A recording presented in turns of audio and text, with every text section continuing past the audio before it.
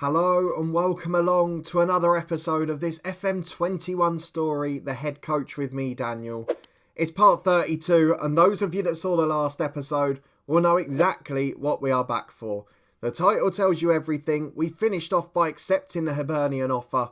I'm hoping you guys agreed in the comments because I'm recording these in advance, and if there's a backlash I'll certainly have to answer that a bit later on. But we are joining Hibernian and this is going to be an epic one. So if you're looking forward to it, enjoying the series and looking forward to seeing us meet our new club, please do put a thumbs up on the video. Subscribe down below for daily FM21 content from 2 long-term stories. We've got Bangor City back tomorrow before more Hibernian in 2 days' time. And there's 2 live streams a week as well, a football podcast in the eye above. There's so much going on at the moment, but this is the biggest news of it all. We have been approached by Hibernian, we're tripling our wage almost, and we're going to the highest reputation team we've ever been to. 3-star reputation in Europe after Christmas, just like our Dundee squad, and massive potential within it. So let's go and get into our first day. It is 9 AM on the 11th of January, and we're about to move to Hibernian. And here we go, after 75,000 of compensation paid to Dundee, the club that didn't want to give us a new contract, we are back with Hibernian. A fantastic team, 1 place higher than we were with Dundee, and of course in Europe still with a much better squad. This is going to be a great opportunity. So let's go and get into our first day. Let's see what's going for us. It says Kevin Thompson was considered to be the favourite, and he went for an interview as well, but they ultimately went with us, so that's a positive sign. But let's skip through the first day. A 3-star reputation, expected to finish 3rd by the media, with 4 points behind Dundee United. So we could yet be a Dundee hero still by finishing above them. We've got a very poor technical director and a very good assistant manager. Keith Lasley, a well-known name in the Scottish game. I'm a bit concerned with the Motherwell job open that he might get interviewed for that though. It's a step up in facilities as well. Easter Road nearly double the size of Dundee's. The training centre's great, the youth facility's great, and the youth recruitment very good as we know. And I tell you what, we might not be playing a 4-3-3, so let's not get too hung up on that for now. Of course, we've just got to 2024 as well. So all of those players post-Brexit with settled status in the UK are leaving. So I saw there were a couple of deals involving Hibs players as well. But the expectations we know all about. We've got to be best of the rest. That is essentially our job while we're here. And if we can nick a Scottish Cup or a Europa Conference or something on that front, what a moment that would be for us. So let's have a look at what we've got in store for us as we join Hibernian for our first day. We've got a career 51 win% ratio. I mean, that's excellent, but we've always been at clubs on the up. If we look at our ongoing negotiations, so I think these are the ones. If you look at this right back, it's work permit that's the problem. As the settled status ends, neither of these guys can get a deal. And as a result, they're going to be leaving the club. But of course, in this save, for those that are joining along, any Hibs fans that we're picking up at this point, we are, of course, doing a head coach challenge, which means we have no say in transfers, contracts or staffing. The director of football will be hired by the chairman and he will do absolutely everything here. There's plenty of players in the last year of their contract, none of them particularly great ones, and there's playing time expectations we've got to address. And there's also a youth intake preview, which, wow, I don't think I've ever seen that before. It's a youth intake preview, which is all negative. There's not one plus there. Not even to say that we've got a lot of players in a certain position. Every single thing is negative there. That is a shame. Let's look at the minimum expectations. I think we can say, I mean, it doesn't change the budget, that we'll reach the first round of the Europa Conference because we're already there. So let's confirm that. The tactical direction we'll deal with later, and we'll deal with all of that stuff too, because today's job is to meet the players, to meet the staff, to set the responsibilities and decide on a tactic. So let's start by getting into the staff. We had a very brief look at some of them. A few seem to have left with the previous manager. We saw the technical director, Graham Matthey, is not very good. So director of football choice is going to be crucial. And Ronald Gordon is the man who's going to arrange that. We've got Keith Lasley as assistant, which I'm delighted with. He's very good at what he does. And I'm just working out, John Crawford, we suspected when he was in caretaker charge that he might be a coach. He's actually an under-18 manager. It's such a shame. He'd suit being a coach a lot better in truth. If we have a look at the chief scout, good judgment of potential, not so much ability. And the head of youth development is the other crucial role. He is pretty good. Eddie May, what's his personality? Resolute. So his judgment for that youth intake's probably pretty good. And that makes it all the more alarming. we look at the coaches quickly, we've got a goalkeeper coach who's good, a fitness coach who's okay, but there's not really many other coaches here. We're a little bit short on that front, and hopefully that'll be our director of football's first port of call.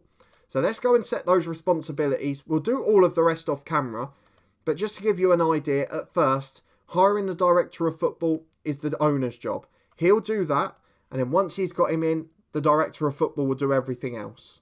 But certainly a base of staffing we can work with, it just needs adding to. If we can get a good director of football, a couple of good coaches, a couple of good scouts, then the rest of it's all pretty fine for now. Sandy Stewart, the reserves manager, is another good experienced pro we can lean on in the backroom team, and otherwise we're in a good position. So let's quickly go to the development centre, promote anyone like that guy who needs to be in the senior squad, and then take a look at our team, what we've got to work with on a week-to-week basis. There's a couple of 2.5-star players out on loan, and there's a couple of high potential youngsters in these youth teams. But let's get to the senior squad. That's what you're all waiting for. Let's go and meet the Hibernian squad. So as we go through all these players, of course, keep in mind that we've got to choose a tactic. And let me know what you'd like to see when we do so. Because at the moment, I'm looking at it and thinking, there's a lot of centre midfielders in there. There's a lot of good players at the back. I think the back four is not a problem whatsoever. Possibly even a back five. However, I'm a little bit worried about other positions. And that's where it's going to become a problem. So let's decide as we go along. But let's start with the keepers. And I've just seen why Gunnarsson was in the reserves. He's unfortunately another one that's fallen foul of the work permit. We'll be able to apply for one in May. So it's just loaning him out for the season really, isn't it? Hopefully the director of football will do that. He's already on the loan list anyway. So he's 3-star ability, 4-star potential. Arguably the best at the club, but unfortunately we can't play him. So if he can get out on loan and get a new work permit next year, could yet be a superstar for us. The best one that can play for us is Vaclav Hlachy, who is a 33-year-old Czech goalkeeper. He's alright, he's pretty solid. He's not someone I'd like to have long term, but for the rest of this season while we've got that issue with Gunnarsson, it'll certainly do the job. So I'm happy enough with that. Mike Cooper is a backup keeper, 24 years of age. I was going to say he's a Plymouth youngster at the moment. 2.5-star ability, 3.5 potential, not a million miles behind. Another solid pro. Into defence, right backs, Liam Palmer, the experienced 32-year-old, it's massive money. He's on the transfer list as well, ironically, but why have they given him so much money? Over 250 league games for Sheffield Wednesday, plenty for Tranmere before that. Can play naturally anywhere along the back four. He's a good squad player. He's a Scottish international, of course, but the money is so much. He must be the highest paid at the club. I don't think there were many or more than that. 9.5. So he's second, but there's only 2 players above 7.5 grand a week, and he's one of them. So that seems a little bit of an oversight for me. Not sure why they've done that. Let's get back to the reports order, and let's get them back in their preferred position. The other right back that we know can't play is this guy, ex-Tiberia. He's going out because of the work permit issue. Is it loan or permanent? So it's only loan deals. And again, they can apply in May. So he may well have a future next season. But the one that can play is John Sutar, a natural right back and centre-half, a former Hearts star. Played 150 games for Hearts and then came to Hibernian. A former Dundee United youth player, a really good pro. And at 27, he's a Scottish international and a very good fullback for us. And with the amount of good centre-halves we've got, he probably will be our starting right-back. Into centre-half, we mentioned some of them in the last episode. Jimmy Dunn, who of course at real life is at Burnley. He's had a really good spell there and he's an Irish international. 3.5-star ability, 4-star potential. Look at some of the values of these players as well. Ryan Porteous, a Scottish international centre-half. 3.5-star ability, 4-star potential. We've got to sort out that aggression there. He's going to get a lot of red cards otherwise, isn't he?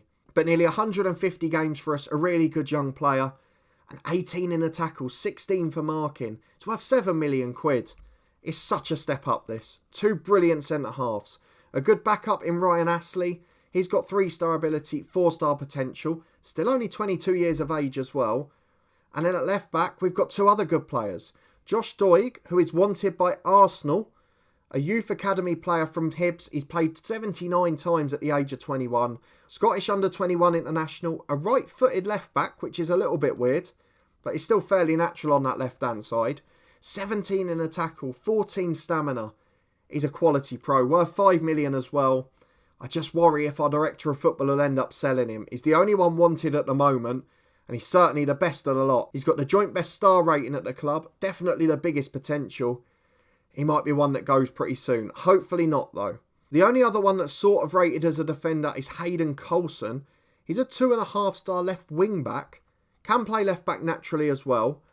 3.5-star potential, not really reached it. And seems to be a bit of a backup player there. So not someone I'd be devastated to see go. And he's on a transfer list, so it could well happen. The other young left back is Josh Wilson-Esbrand. He is on loan here at the club. From Manchester City, 2.5-star ability, 4.5 potential. He's better than Coulson, so he'll definitely be our backup. And who knows, if Doig goes, he might get thrust into the first team. So whatever happens, if Doig stays, it's certainly a very good back four. Let's move on to midfield though. 21-year-old Tony Springett is a right midfielder.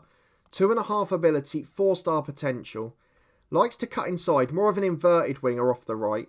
He's not bad. He's definitely not going to be my first choice. He's come from Hamilton, he's played for Morecambe, he's been in the Norwich Youth Academy. And he's a good enough squad player if we need him, but doesn't fit the way I naturally like to play. And to be honest, none of our wingers look that great. The other ones on the right-hand side are Jordan Jones, the former Rangers man. He can play off either side. He's electric quick. He's a flair player. He's agile. He's got over 30 caps for Northern Ireland and he's been a first-choice player here. And after spells at Kilmarnock, at Rangers, at Hartlepool and Cambridge down south, I don't know. None of the wingers are really filling me with confidence. So I'm not sure that we're going to have to play that tactic because if we don't get a director of football in who gets good wingers, I've got to find a way around the problem. So maybe even a narrow diamond, like we've got a Bangor, but I can't see any sort of attacking midfielders or anything like that either. Could be a bit of a dilemma this. The other right winger is Wes Burns. Now he used to play for Fleetwood if I remember rightly. He did. Also played for Forest in this save. Formerly of Aberdeen, Bristol City, Fleetwood again, Cheltenham again. He's got loads of experience. But he's probably just past his prime. He can play up front, he can play off the right. 2.5 ability, 2.5 potential. I'm really not sold on these wingers. Let's look at the one left-hand sided player. Now he's the highest paid player at the club. Saba Lobzanidze, I think that is. 29 years of age. Aha! Natural left midfielder. Again, prefers to cut inside.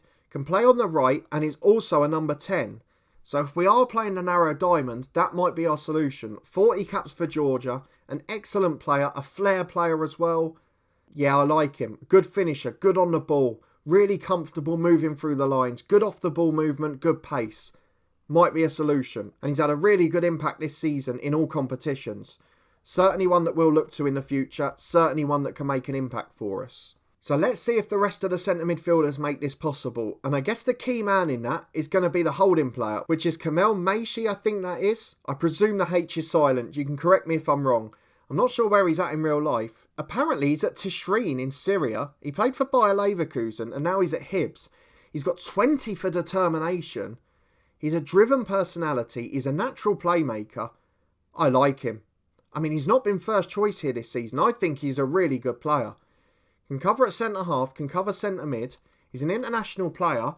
I think he's got all the attributes. He's a good defender. He's got the long shots. He's a good passer of the ball. I think he could have a role in my team. But this is going to be the key. Can we get a narrow diamond out of it? That depends on these 6 central midfielders. We've got to have another one that can cover the holding role, and Will Vaulks should be that man. 3-star ability, at 30 years of age, a natural holding midfielder as well. Scored from his own half quite recently in real life. Oh, it gets better. He's got a long throw. He's got a 16 for long throws. It's a long flat throw as well, a player trait. Oh my words, this is turning into my favourite little save. 15 caps for Wales, 1 goal.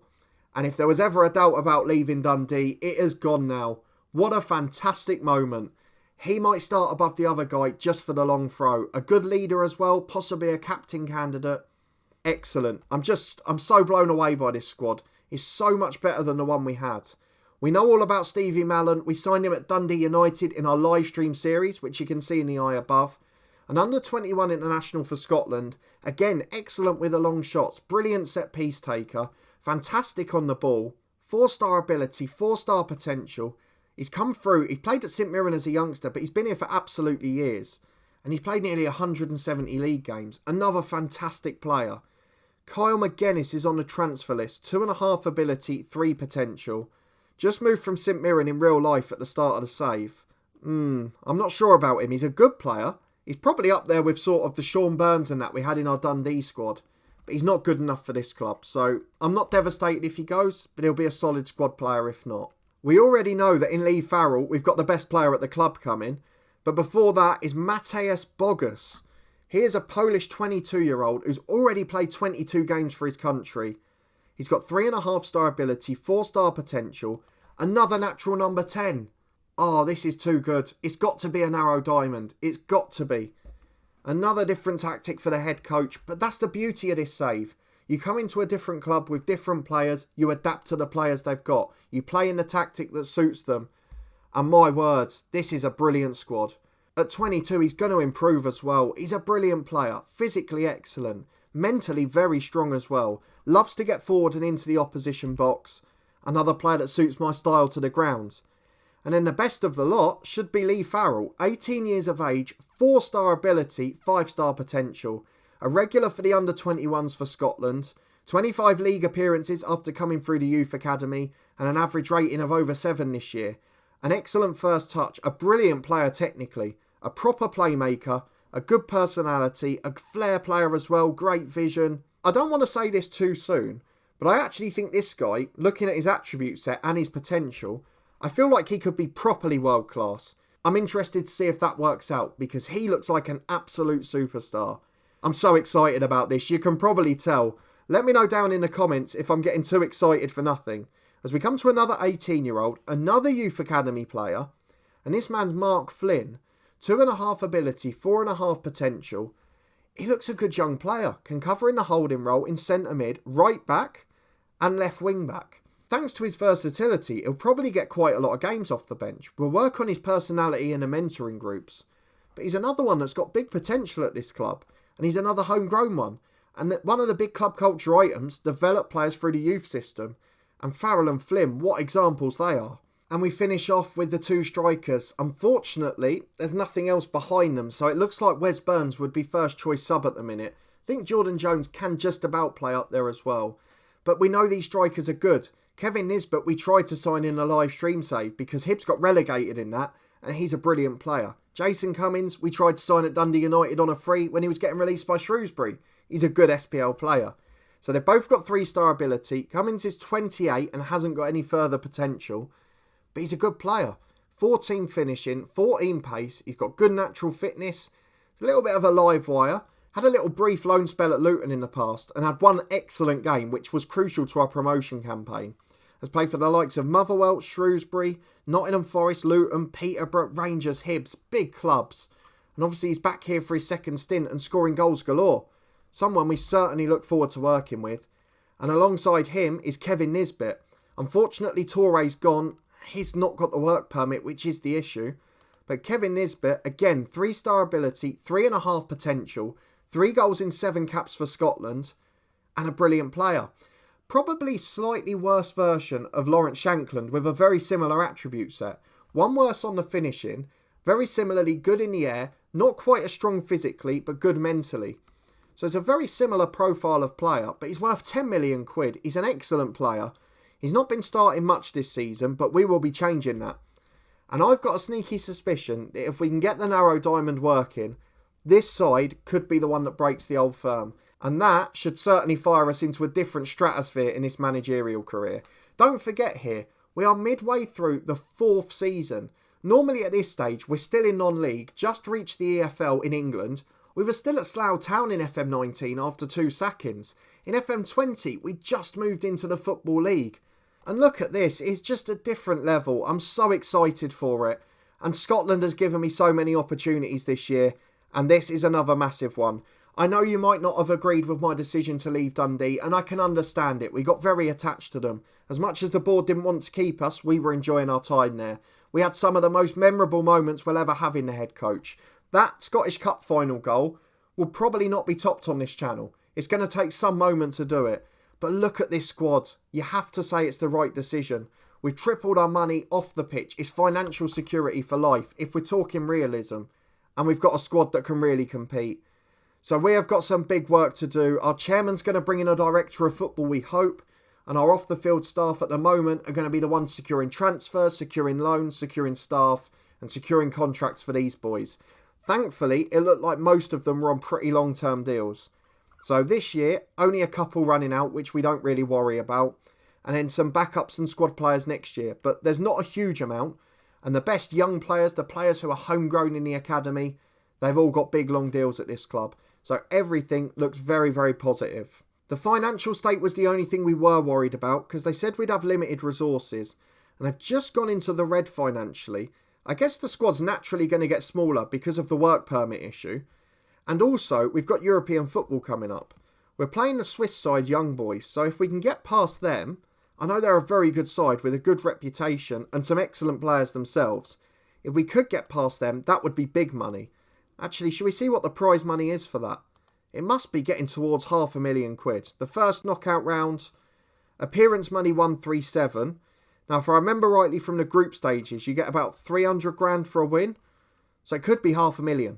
That's something that's going to be massive for this club. There's some massive sides left. If we get a Dundee, if we get a Valencia, if we get Dynamo, Hertha Berlin in the Bundesliga, Montpellier in France, PSV in the Netherlands, Galatasaray in Turkey, they're massive teams.